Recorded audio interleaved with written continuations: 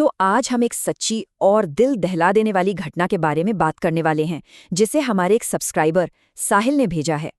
ये कहानी है एक ऐसी मुलाकात की जो पहाड़ों की खूबसूरती के पीछे छिपे उस अंधेरे को सामने लाती है, जहां डर और हकीकत के बीच की लकीरें ना बिल्कुल धुंधली पड़ जाती हैं। साहिल अपनी कहानी की शुरुआत इन्हीं शब्दों से करते हैं। सोचिए, एक ऐसी बात जो एक प्यारी सी याद को एक कभी ना खत्म होने वाले डर में बदल दे। तो चलिए देखते हैं कि आखिर उस रात ऐसा हुआ क्या था। ये पूरी कहानी एक ट्रिप से शुरू होती है, पर ये कोई आम छुट्टी नहीं थी। ये तो एक कोशिश थी अपने एक दोस्त के गहरे जख्मों पर मरहम लगाने की। साहिल और उसके 3 दोस्त थे, चिराग, अरुण और समय। ये चारों मनाली के लिए निकले थे। ये ट्रिप खास तौर पर समय के लिए रखी गई थी। हुआ ये था कि कुछ महीने पहले ही उसने अपने छोटे भाई को खो दिया था, और उसके बाद से समय बिल्कुल टूट सा गया था, एकदम खामोश। तो दोस्त बस उसे किसी तरह उस सदमे से बाहर निकालना चाहते थे। मनाली पहुंचकर सब कुछ ठीक ठाक चल रहा था, जब तक कि उन्होंने रोहतांग पास जाने का फैसला नहीं किया। और बस यहीं पर उन्हें एक ऐसी चेतावनी मिली जिसे नज़रअंदाज करना शायद उनकी सबसे बड़ी गलती साबित हुई। उनके होटल के रिसेप्शनिस्ट ने उन्हें ये अजीब सी सलाह दी। उस वक्त तो ये एक बहुत मामूली सी बात लगी, लेकिन इस सलाह के पीछे एक बहुत गहरा और डरावना राज छिपा हुआ था। और उस सलाह के पीछे की जो वजह है वो सच में डरावनी है। शायद आपको जानकर हैरानी हो कि रोहतांग नाम का मतलब ही होता है लाशों का ढेर या मौत की घाटी।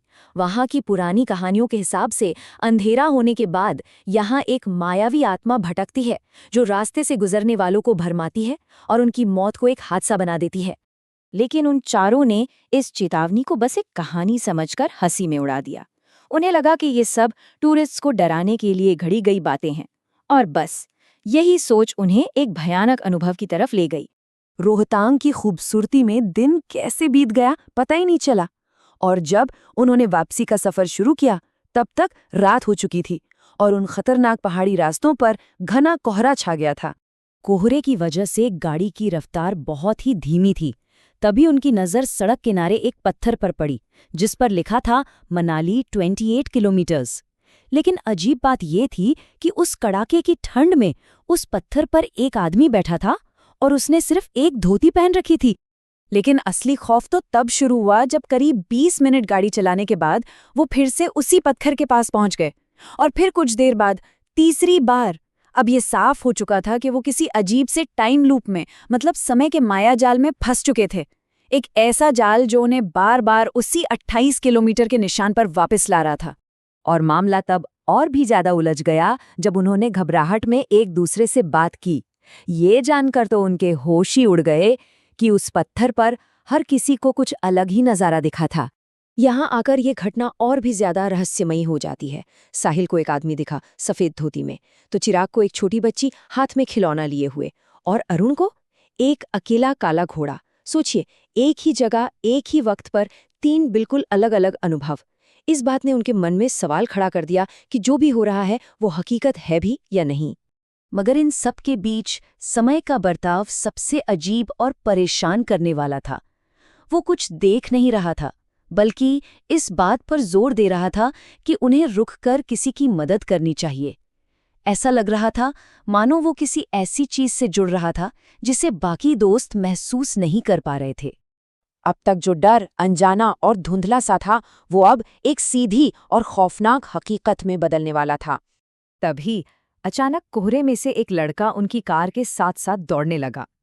और वो बस दौड़ नहीं रहा था, बल्कि बिना किसी मेहनत के 40 की रफ्तार से चल रही कार के बराबर चल रहा था।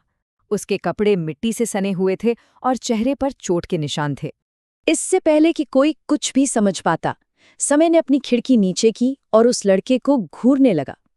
जैसे ही वो साया पीछे छूटा, समय ने उसकी तरफ देखकर मुस्कुराया और हाथ हिला दिया, ठीक वैसे ही जैसे कोई अपने पुराने दोस्त को अलविदा कह रहा हो।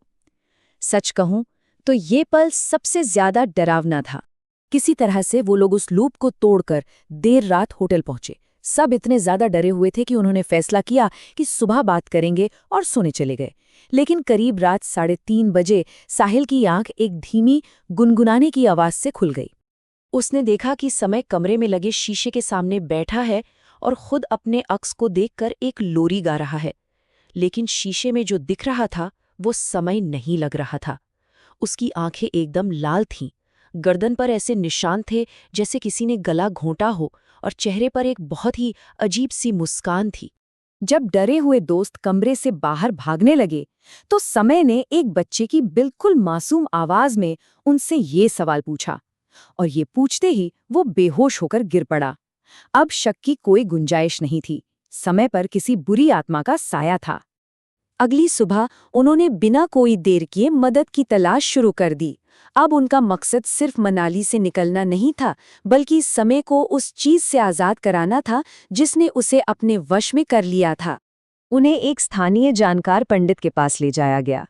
पंडित जी ने देखते ही बता दिया कि समय के दुख ने उसे अंदर से कमजोर बना दिया था, और इसी का फायदा उठाकर एक बुरी आत्मा ने उसके छोटे भाई का रूप लेकर उसे अपने वश में कर लिया है। फिर एक शुद्धिकरण का अनुष्ठान हुआ, जिसके बाद समय को जबरदस्त उल्टियां हुईं और उसमें एक अजीब सा गाढ़ा काला तरल बाहर निकला। उस दिन के बाद समय धीरे धीरे पूरी तरह से ठीक हो गया। आज वो बिल्कुल वैसा ही है जैसा उस भयानक ट्रिप पर जाने से पहले था। लेकिन साहिल के लिए शायद ये कहानी कभी खत्म नहीं होगी। वो कहता है कि समय तो ठीक हो गया, पर वो डरावनी लोरी उसे आज भी हर रात अपने सपनों में सुनाई देती है। और यही बात हमें इस कहानी के सबसे गहरे सवाल पर लाकर छोड़ देती है। समय का शरीर तो उस आत्मा से आज़ाद हो गया, लेकिन साहिल का ज़हन आज भी उस लोरी में कैद है। तो क्या असली भूत सिर्फ घाटियों और अंधेरी सड़कों पर ही मिलते हैं, या फिर कुछ भूत हमारी यादों में बस जाते हैं और जिंदगी भर हमारा पीछा नहीं छोड़ते?